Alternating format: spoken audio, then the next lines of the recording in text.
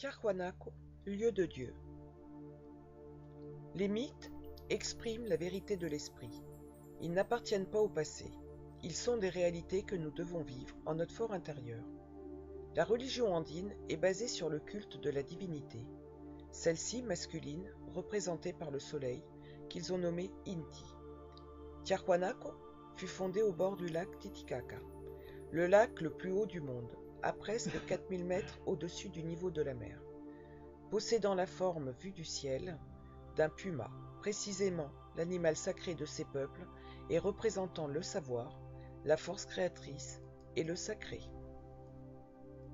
Mystères et énigmes, souvenirs d'une civilisation toujours incomprise par l'humanité actuelle, on dit que Viracocha, le dieu créateur, a créé la vie justement en cet endroit sacré. Pensons à Cusco, avec ses grandes murailles de blocs de plusieurs tonnes, à Ica, Pérou, où il existe la fameuse bibliothèque de pierre, aux lignes de Nazca, au Machu Picchu. Tout cela nous parle de l'importance des connaissances ancestrales. Il ne pouvait manquer dans cette mystérieuse région la zone sacrée de Tiahuanaco, où existent des réminiscences de pyramides et des blocs de pierre de plusieurs tonnes. Quelles mains les ont construites? Comment cela a-t-il été possible? À la lumière de la gnose, il est certainement possible de l'expliquer. Les traditions incas et antérieures à celle-ci nous parlent d'une grande destruction d'une humanité, due à l'éloignement de cette dernière des principes sacrés et éternels. Cette civilisation serait tombée en dégénération et corruption, très similaire à celle que nous vivons actuellement. Alors, elle a été détruite.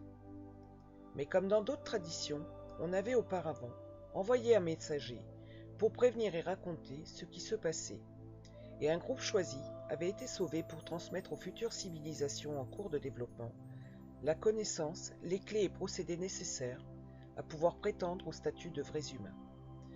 Étrangement, ce que l'on retrouve dans la culture Tiahuanacota s'observe aussi dans la culture hindoue, à des milliers de kilomètres de là, et le même apparaît dans la Bible. Des histoires similaires à celles des Mayas s'observent dans d'autres civilisations. On retrouve à l'origine de Tiahuanaco l'antique Atlantide. Sur certains vases trouvés lors de fouilles en cette cité, se trouvent des références au temple des murs transparents, qui fut l'antique trésorerie nationale atlante. Le fondement de la culture Tiahuanacota se trouve associé au jaguar. Cet animal symbolise l'astuce, la fierté nécessaire pour combattre le moi, le soi, l'ego, de la psychologie révolutionnaire, puisque ce ne sont pas de belles paroles ou suppositions qui vont permettre d'atteindre l'éveil de la conscience, mais plutôt la valeur que montre le jaguar. Ainsi, nous devons avoir la valeur et le courage de nous affronter nous-mêmes et d'objectivement étudier nos défauts. Seuls les authentiques jaguars ou pumas de la psychologie gnostique peuvent se voir tels qu'ils sont réellement. C'est la base de quelconque transformation intégrale.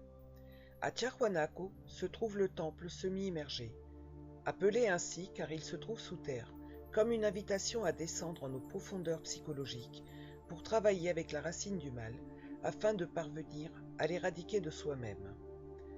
Dans la pierre sont modelés des crânes de Chichen Itza, le besoin de décapiter, de détruire les éléments psychologiques indésirables, représentés en ce temple par des dizaines de têtes retrouvées ici, nous parlent en silence de l'urgence d'éliminer ce qui nous rend si inhumains.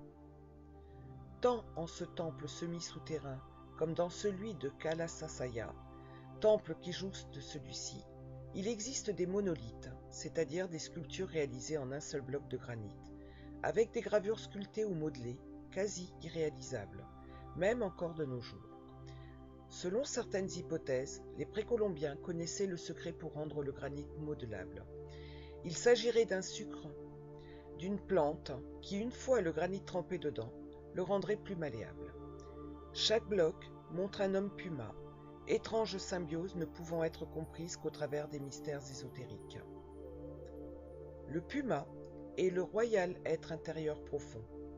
L'homme puma est l'être humain qui a réussi à unir sa nature profonde à l'esprit universel de vie. Prodigieuse réussite qui ne peut s'atteindre qu'au travers d'un travail interne de grande concentration et par l'éveil de la conscience. En sa main, l'homme puma tient un kérou, Vase sacré, symbole de force magnétique sexuelle féminine. En haut du vase, 6 serpents, montrant le savoir, permettent d'utiliser cette force extraordinaire. On pourrait l'apparenter à la quête du Saint Graal. En la femme, il signifie l'attention et la transformation de ses énergies. Dans l'homme, il est son épouse sacrée et sa compagne. Dans l'autre main, il tient une canne sacrée, symbole de la lance sacrée, de l'épée, de la force magnétique masculine cette fois. Ces symboles nous parlent d'apprendre et d'appliquer les forces du mariage, du foyer, du savoir et celles de l'amour. La famille occupant une place très importante dans les civilisations précolombiennes.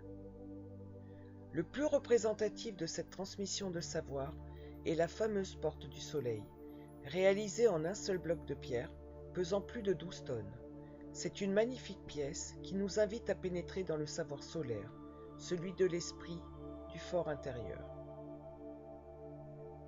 La porte du soleil est l'invitation à tous les êtres humains à se centrer sur la vérité, la lumière, la connaissance, l'humilité, la diligence, l'amour. Tout est représenté en cette exceptionnelle porte. En sa partie postérieure, on voit 48 êtres ailés, qui avec Viracocha donnent les 49 parties de l'être. Et ici, Viracocha représente la partie la plus élevée de l'être, l'ancien des jours et duquel une flamme se dédouble en 48 autres parts, donnant les 49 parts de l'être autonome et indépendant qui nous soutient dans notre travail de l'autoréalisation. 32 de ces êtres ailés sont masculins. Le condor, symbole à la fois de l'esprit et du mystique que nous devons posséder pour atteindre nos buts. Un être humain sans spiritualité est comme une fleur sans parfum. Il nous corrompt, nous emmène au plus haut degré de dégénérescence. Des hommes aigles, à leur tour, forment la Svatiska, ou croix en mouvement, symbolisant la sage transmutation des énergies créatrices. 16 de ces hommes sont des hommes pumas. Ils nous enseignent à équilibrer le glaive et la balance, la sagesse et l'amour, la justice et la miséricorde. Mais tout d'abord, parlons de Viracocha, l'homme du soleil. Cette grande divinité spirituelle paraît être pour le Pérou ancien le pendant du Quetzalcoatl et du Kukulcán des Mexicains. Le sens profond du nom de Viracocha reste obscur. Il désignait le grand dieu créateur des Péruviens, supérieur même au soleil dont prétendaient descendre les Incas, et à la lune Quillamama, qui selon certains est plus forte que le soleil car elle luit aussi bien la nuit que le jour. Le mythe de Viracocha est sans doute d'origine aymara. C'est un dieu créateur et nourricier surgi des eaux du lac Titicaca avec lequel il s'identifie. Il était à l'origine adoré par les premiers habitants du Pérou et il fut intégré relativement récemment au panthéon inca, probablement sous l'empereur Viracocha, mort en 1438, qui a pris le nom du dieu. La noblesse l'a activement adoré, principalement dans les temps difficiles. Il était aussi connu sous le nom de Tonapa et de Pachacamac. C'était le dieu de pluie qui créa près du lac Titicaca le soleil et la lune, puis tout le reste. Il était parfois représenté comme un vieil homme, portant une barbe, symbole du dieu de l'eau, une longue robe, et il transportait un sac. Avant Viracocha, le monde était sombre. Viracocha créa le soleil, à qui il commanda de se lever derrière une roche noire, l'île du soleil qui émergeait du lac Titicaca. Il créa aussi la lune et les étoiles. Ensuite, Viracocha créa les tribus des Andes qui sortirent des grottes des sources, Pacarina, au milieu de leurs territoires respectifs. Il leur attribua à chacune un costume, une langue et des traditions. Selon la tradition, Viracocha erra de par le monde pour apprendre aux hommes les arts et les lois de la civilisation. Un jour à Manta, Équateur, il marcha vers l'ouest et il entra dans les eaux du Pacifique en promettant de revenir un jour. Les Incas pensaient que Viracocha s'était éloigné en laissant le travail quotidien du monde sous la surveillance des autres divinités qu'il avait créées. Il est indiscutablement le symbole du divin, tant dans le macrocosme comme créateur de tout ce qui est, fut et sera, que dans le microcosme, symbole de l'être, de l'intime, de l'être humain auto-accompli. Sa tête est auréolée de rayons solaires. Puisque le soleil est symbole de lumière et de savoir, il est le créateur de la vie. Chaque rayon a des terminaisons insolites, comme les têtes de puma. 7 des 24 terminaisons sont en tête de Puma, indiquant les 7 corps et leur correspondance, 7 feux sacrés dont l'être humain a comme mission d'éveiller. On observe dans ses yeux des larmes identiques au pentagramme ésotérique. Dans les traditions andines, il est dit que ces larmes fertilisent la terre pour créer la vie. On affirme aussi que c'est la douleur de voir l'humanité corrompue et éloignée du divin. L'impérieuse nécessité de la compréhension, sans laquelle il est impossible de venir à bout de nos défauts, sans lesquels il est impossible d'apprendre à aimer. Dans la partie centrale, on retrouve le puma sacré. En haut d'une pierre cubique sont accolés 2 serpents. Le puma représente le feu sacré, la pierre cubique, la sage maîtrise des forces créatrices, et les 2 serpents, le binaire serpentin, qui se trouve dans la partie interne de l'être humain, les canaux tétradimensionnels au travers desquels il est possible de transmuter nos énergies. C'est l'emblème Tiahuanacote de la pierre philosophale des alchimistes médiévaux. Comme trophée, 2 têtes décapitées, impliquant qu'il est impératif de passer par la mort de nos défauts pour pouvoir arriver à notre moi intérieur. Des têtes d'aigle, symbole de la spiritualité transcendante, de recherche mystique extraordinaire, l'éthique supérieure, produit d'un travail profond sur soi-même. 4 serpents à tête de puma et 4 à tête de condor, se trouvant à la base du dieu solaire, nous parlent des processus initiatiques, des 8 ans de job ou de la patience que nous devons avoir pour atteindre l'autoconnaissance. Signifiant plus précisément que seul à travers de nombreux et patients travaux, il est possible d'atteindre l'autognose. Au sein de ces têtes se trouve le feu sacré, qui ne peut s'éveiller qu'au travers des enchantements de l'amour et des valeurs du cœur. Dans chaque main, il tient une canne sacrée, d'où l'appellation par nombreux auteurs du Seigneur des cannes sacrées. Sur le pommeau de la canne de droite, une tête de condor, nous rappelant la force masculine positive, la colonne vertébrale, le pouvoir que l'on obtient après le travail réalisé sur soi-même, puisque celui qui se domine lui-même a le pouvoir de dominer la nature même de l'être. Elle symbolise l'humain en tant que temple. Les 2 cannes sont les 2 colonnes du temple, l'homme et la femme, le masculin, le féminin. Celui qui apprend à équilibrer ses forces s'autodomine et détient le secret de l'autoréalisation. Il est capable de plonger dans le plus intime de l'être. Dans la partie inférieure se trouvent les héros, les messagers jouant d'une sorte de trompette ou instrument musical, symbole clair du devoir de chaque être humain, d'étendre la lumière, la parole et la connaissance à ses semblables, afin que chacun puisse avoir la possibilité de se libérer des chaînes de la douleur.